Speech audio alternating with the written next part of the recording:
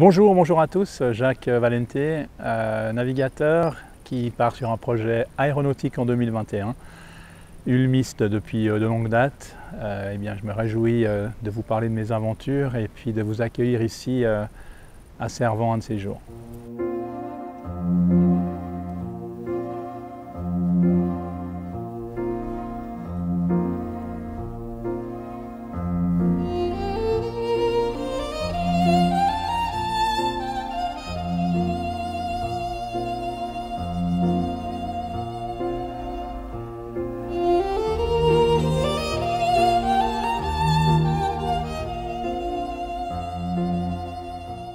Écoute, bienvenue à Cervan, pour les connaisseurs LF 7470. C'est une piste, c'est une base qui est partagée entre la société Scorpio qui construit les machines et puis AlpuLM. On est à 5 minutes du lac Léman, on est à 15 minutes de Morzine en vol, on est très vite dans les Alpes, donc on est à 3 minutes de la Suisse. Donc non, c'est un très beau paysage qui est très varié. On est à 40 minutes du Mont Blanc, donc on le fait souvent d'ailleurs ici en faisant des baptêmes, on emmène les gens au Mont Blanc. Ça dure 2 heures aller-retour et puis on passe par des endroits magnifiques. Donc non, c'est à visiter sans modération la région avec vos machines.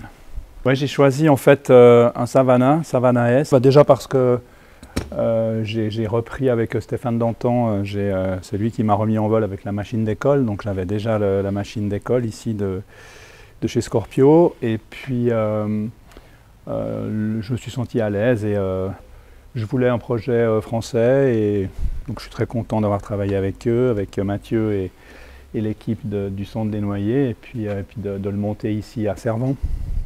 Donc au départ, moi j'ai commencé à naviguer à 9 ans, jusqu'à 18, et là j'avais un peu saturé parce que j'étais sur l'eau tout le temps. Du coup j'ai découvert à l'époque le Delta, j'ai fait mon premier vol en Delta en 78, et du coup après le parapente en 83-84, et après j'ai enchaîné. Donc je viens de la mer d'abord, ensuite je suis reparti pour voler, et puis en fait la course au large m'a toujours intéressé, et je suis reparti en 2007 sur une transatlantique en solo, et j'ai pas arrêté de naviguer depuis.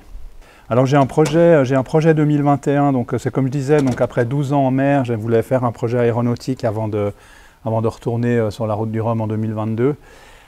C'était de faire ça sera une sorte de mini tour d'Europe. Il y aura des étapes en Suisse, en France, et le retour par l'Italie et les Alpes, où à chaque ville-étape, il y aura des conférences qui vont être faites en parlant un petit peu de mon histoire et en faisant de la sensibilisation. Et on aimerait vraiment, avec la fondation qui me soutient, donner le sourire à plein d'enfants. Je suis un peu maniaque, j'aime bien que les choses soient à leur place. Tel qu'on se parle aujourd'hui, j'ai 12 ans, donc j'ai été transplanté il y a 12 ans, et c'est vrai que grâce à un don d'organes, je peux vivre des passions que j'avais avant. Donc c'est vrai que le seul moyen que j'ai trouvé pour dire merci à la vie, merci aux donneurs à travers le monde, c'est de continuer mes projets, mes aventures, et il y en a plein d'autres à venir encore. Il faut savoir que c'était une amie d'enfance qui m'a donné un rein, et c'est vrai que quand tu connais la personne en plus qui t'a sauvé la vie, ça rajoute une dimension.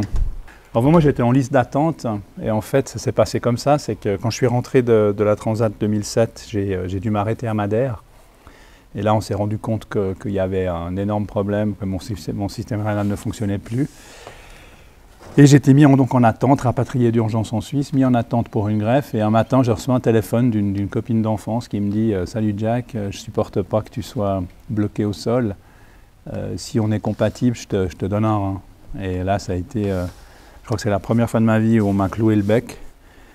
Et puis on a fait tous les tests, et on était compatibles. Et j'ai été transplanté le 22 avril 2008. Donc c'est vrai que depuis ce jour-là, ma donneuse, puisque c'est une donneuse qui vit aussi à Genève et qui est en pleine forme également, pour la remercier, je continue mes aventures. Alors désolé, j'ai toujours un peu la voix qui tremble quand j'en parle, mais même 12 ans après, c'est très fort.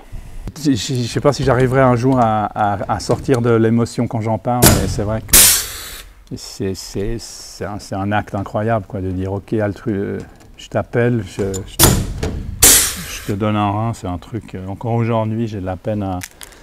Mais voilà, enfin moi donc j'en prends soin, et puis la vie est belle. Tu vas me faire chialer, donc faut juste arrêter. C'est ça l'objectif, hein, c'est quoi. Les premières traversées que j'ai fait après, première course que j'ai fait après ma transplantation, j'étais parti en compétiteur, je voulais la gagner, je voulais exploser tout le monde, puis en fait, quand on est vraiment à la gagne, on risque de casser du matériel, et après avoir cassé une ou deux pièces sur mon bateau, je me suis dit, mais Jack, l'important c'est que tu arrives de l'autre côté, c'est que tu arrives en Guadeloupe, que tu puisses montrer aux gens qu'on peut traverser l'Atlantique avec le rein d'un autre.